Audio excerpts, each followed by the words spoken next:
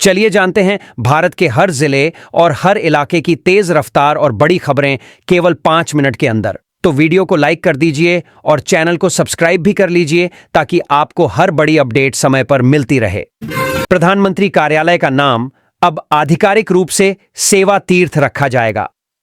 सभी राज्यों के राजभवन को लोक भवन और केंद्रीय सचिवालय को कर्तव्य भवन कहा जाएगा। सरकार का कहना है कि इन बदलावों से यह संदेश जाएगा कि अब शासन में सेवा और जिम्मेदारी को सबसे ऊपर रखा जाएगा। कांग्रेस नेता प्रियंका गांधी ने संचार साथी ऐप को जासूसी करने वाला ऐप कहा है। उनका आरोप है कि सरकार हर नागरिक की निगरानी करना चाहती है। इस पर संचार मंत्री ज्योतिरादित्य सिंधिया का जवाब आया कि यह ऐप अनिवार्य नहीं है और चाहें तो लोग इसे हटाकर भी चला सकते हैं। रूस के राष्ट्रपति व्लादिमीर पुतिन 4 दिसंबर से भारत की यात्रा पर आ रहे हैं। इस दौरान दोनों देशों के बीच कई बड़े रक्षा समझौते होने की उम्मीद है। भारतीय सेना में रूस के हथियारों का हिस्सा 33% से अधिक होने के कारण यह दौरा बेहद महत्वपूर्ण माना जा रहा है। लोकसभा में चुनाव सुधार यानी एसआईआर पर 9 दिसंबर को कुल 10 घंटे चर्चा होगी। वहीं 8 दिसंबर को वंदे मातरम पर भी लंबी बहस तय की गई है। इस बहस की शुरुआत प्रधानमंत्री नरेंद्र मोदी द्वारा किए जाने की संभावना है। पुणे में आरएसएस के 100 वर्ष पूरे होने पर आयोजित कार्यक्रम में मोहन भागवत ने कहा कि अब दुनिया भारत की आवाज को गंभीरता से सुनती है। यह भारत की बढ़ती ताकत और सम्मान का स्पष्ट संकेत है। भारत की नौसेना को और मजबूत करने के लिए रूस से परमाणु क्षमता वाली पनडुब्बी मिलने की घोषणा पहले ही हो चुकी है। नौसेना प्रमुख एडमिरल दिनेश त्रिपाठी ने कहा कि ऑपरेशन सिंदूर लगातार जारी है और भारत की समुद्री सुरक्षा और मजबूत हो रही है। संसद के शीतकालीन सत्र में विपक्ष ने दूसरे दिन भी जोरदार हंगामा किया। लोकसभा में वोट चोर और गद्दी छोड़ो के नारे लगे। इससे पहले सांसदों ने संसद भवन के बाहर एसआईआर के विरोध में प्रदर्शन किया। कांग्रेस अध्यक्ष मल्लिकार्जुन खड़गे ने कहा कि लोकतंत्र में विरोध जताना जरूरी है। उत्तर भारत के 6 राज्यों में कड़ी ठंड और शीतलहर का अलर्ट जारी किया गया है। मध्य प्रदेश के कई जिलों में तापमान 10 डिग्री से नीचे चला गया है। तमिलनाडु में भारी बारिश के कारण स्कूल और कॉलेज बंद कर दिए गए हैं। वहीं दिल्ली एनसीआर में जहरीले स्मॉग के कारण एक्यूआई 400 के आसपास दर्ज किया गया। रक्षा मंत्री राजनाथ सिंह ने कहा कि पंडित नेहरू सरकारी पैसों से बाबरी मस्जिद बनवाना चाहते थे, लेकिन सरदार पटेल ने ऐसा कदम उठाने से उन्हें रोका। उन्होंने कहा कि स्टैच्यू ऑफ यूनिटी बनाकर पटेल को असली सम्मान दिया गया है। श्रीलंका में बाढ़ राहत के लिए पाकिस्तान से भेजे गए खाने के पैकेट पर अक्टूबर 2024 की एक्सपायरी डेट लिखी मिली।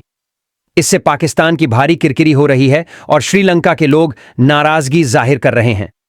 भारत इजराइल से ऐसे हाईटेक ड्रोन खरीदने जा रहा है जो 35,000 फीट की ऊंचाई तक उड़ सकते हैं और 45 घंटे तक हवा में रह सकते हैं। इन्हें भारत में बनाने की संभावना भी है।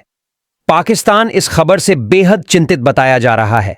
उत्तर प्रदेश बिजली विभाग को नया अध्यक्ष इसी सप्ताह मिल सकता है। वहीं खबर है कि मध्य प्रदेश के कुछ विधायकों द्वारा एसआईआर के प्रति कम दिलचस्पी दिखाने पर संघ ने नाराजगी जताई है। पश्चिम बंगाल में एसआईआर के विरोध में कई बीएलओ सड़कों पर उतर आए हैं। यूपी के संभल में एक असिस्टेंट बीएलओ की नींद में ही मौत हो गई। अब तक 7 राज्यों में कुल 29 बीएलओ की मौत हो चुकी है, जिसमें सबसे ज्यादा 9 मौतें मध्य प्रदेश में हुई हैं। देश के निजी मेडिकल कॉलेजों पर बड़ी कार्रवाई हुई है। 9 राज्यों में कुल 15 जगहों पर छापेमारी की गई, जिसमें सरकारी कर्मचारियों और दलालों की मिलीभगत सामने आई है। इस घोटाले में मनी लॉन्ड्रिंग की आशंका भी जताई गई है। सपा प्रमुख अखिलेश यादव ने कहा कि भाजपा लोगों की निजता छीन रही है। उन्होंने संचार साथी ऐप को गोपनीयता पर सीधा हमला बताया और कहा कि जिनका इतिहास मुखबिरी का रहा हो, वे जासूसी कैसे छोड़ेंगे। ईडी ने 2000 करोड़ रुपए के कप सिरप घोटाले की जांच और तेज कर दी है। कई बड़े लोगों की संलिप्तता सामने आ रही है और कहा जा रहा है कि जल्द ही बड़े चेहरों के नाम उजागर होंगे। देश के एयरपोर्ट पर साइबर हमले की पुष्टि सरकार ने कर दी है। विमानों को गलत जीपीएस सिग्नल भेजे गए थे, जिससे पिछले महीने दिल्ली में 800 से ज्यादा उड़ानें लेट हुईं। अब सुरक्षा बढ़ाने और जांच तेज करने के निर्देश दे दिए गए हैं। कनाडा में खालिस्तान समर्थकों ने भारत विरोधी नारे लगाए और प्रधानमंत्री मोदी व रक्षा मंत्री राजनाथ सिंह के पुतले जलाए। इस दौरान उनके हाथों में पाकिस्तानी झंडे देखे गए, जिस पर भारी विरोध हो रहा है। सुप्रीम कोर्ट ने आदेश दिया है कि बढ़ते डिजिटल अरेस्ट मामलों की जांच अब सीबीआई करेगी। कोर्ट ने राज्यों को निर्देश दिया है कि वे पूरी सहायता दें ताकि अपराधियों पर जल्द कार्रवाई हो सके।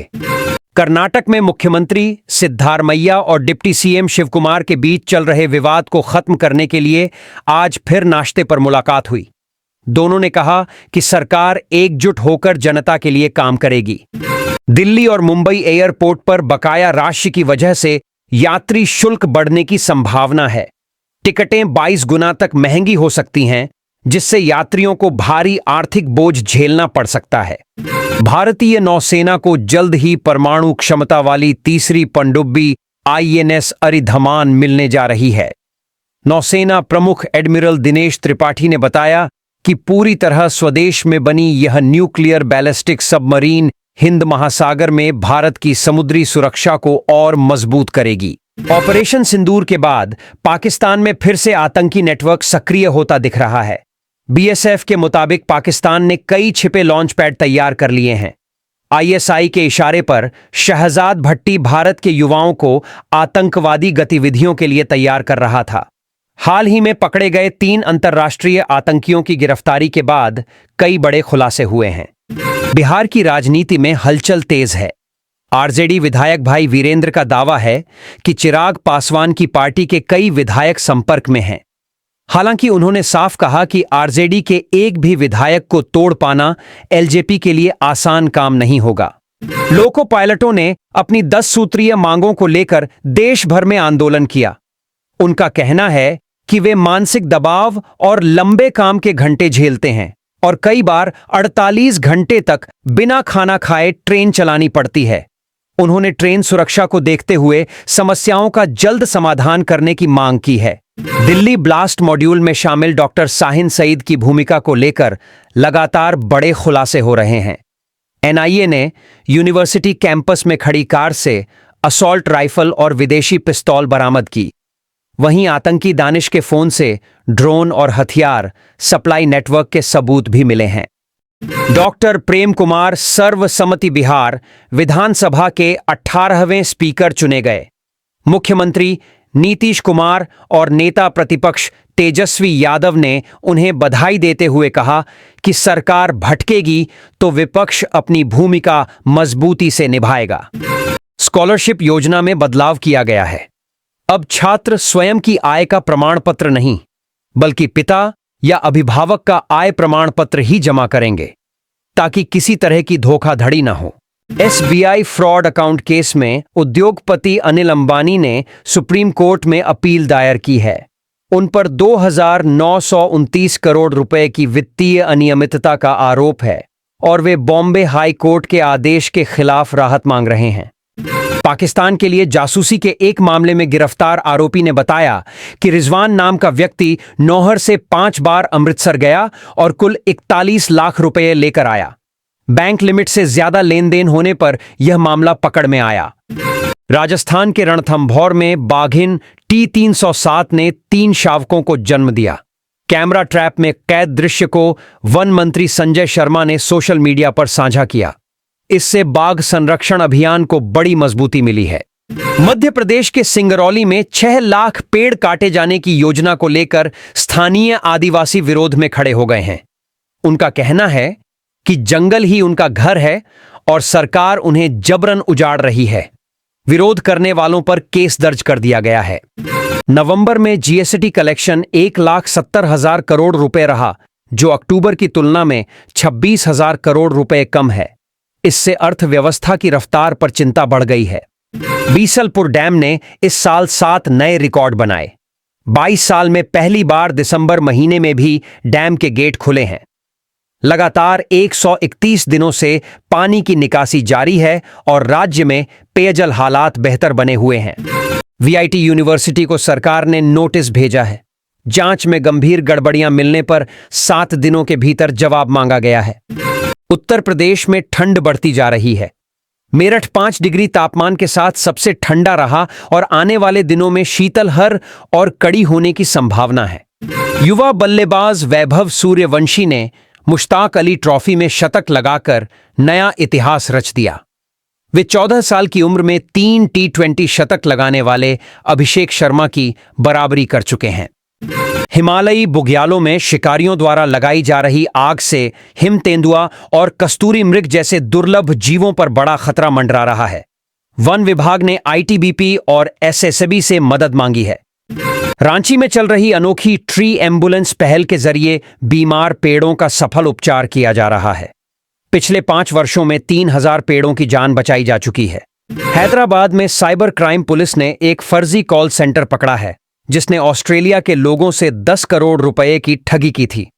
9 आरोपी गिरफ्तार किए गए और कई इलेक्ट्रॉनिक उपकरण जब्त किए गए। यूपी के बलरामपुर में ट्रक की टक्कर से बस में आग लग गई। इस हादसे में 3 लोगों की मौत और 24 घायल हुए। कई यात्रियों ने शीशा तोड़कर अपनी जान बचाई। बॉलीवुड अभिनेत्री माधुरी दीक्षित अपने आइकॉनिक गानों पर डांस कर सोशल मीडिया पर छा गई हैं। प्रशंसक उन्हें दुनिया की सबसे बेहतरीन डांसर बता रहे हैं। बंगाल की खाड़ी में 4.2 तीव्रता का भूकंप महसूस किया गया। हालांकि किसी बड़े नुकसान की जानकारी नहीं है, लेकिन सावधानी बढ़ा दी गई है। हरियाणा में DGP पद के लिए शत्रुजीत कपूर का नाम शामिल है। वहीं आत्महत्या मामले में नाम आने के बाद छुट्टी पर गए IPS सिंगल चावला भी इस दौड़ में आगे बढ़ सकते हैं। डॉलर के मुकाबले भारतीय रुपया अब तक के सबसे निचले स्तर पर पहुंच गया। रुपये की कीमत गिरकर 79 रुपये 79 पैसे रह गई है। विदेशी निवेशकों द्वारा लगातार निवेश निकालने से दबाव और बढ़ गया है। नवंबर में UPI से कुल 26,32,000 करोड़ रुपए का लेन देन हुआ है। सालाना आधार पर 32% की शानदार बढ़ोतरी दर्ज की गई है। 10,000 से 1 लाख रुपए के बीच कीमत वाले नए स्मार्टफोन बाजार में आने वाले हैं।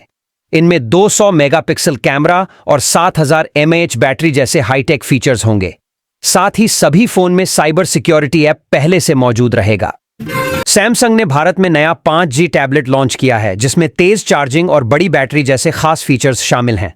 कंपनी इसके साथ आकर्षक ऑफर भी दे रही है। BMW FF 450 GS adventure bike 19 दिसंबर को लॉन्च होगी। इसमें 48 हॉर्स पावर वाला दमदार इंजन होगा और इसकी टॉप स्पीड 160 किलोमीटर प्रति घंटा रहने की उम्मीद है।